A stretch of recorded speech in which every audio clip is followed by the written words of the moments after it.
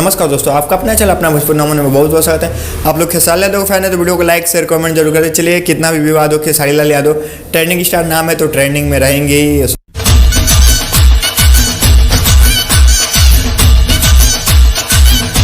100 million पार करेंगे। उसी के बाद खेसारी लाल यादव का एक गाना 100 मिलियन हो चुका है, जो कि सॉन्ग का नाम है दरिया बढ़िया लग रहा है। जो कि ये सॉन्ग के सिंगर थे खेसारी लाल यादव, लिरिक्स अखिलेश कश्यप मुकेश यादव का, म्यूजिक था AB गुप्ता का, जो कि खेसारी लाल यादव के साथ निभाई थी यमनी सिंह। जो कि ये song Khesari music world channel पर कुछ दिन पहले रिलीज किया गया था, जो कि ये सॉन्ग 100 मिलियन क्रॉस हो चुका है। काफ़ी कम दिनों में खेसारी लाल यादव का सॉन्ग ये 100 मिलियन में क्रॉस हो चुका है। तो क्या नाचो मैं?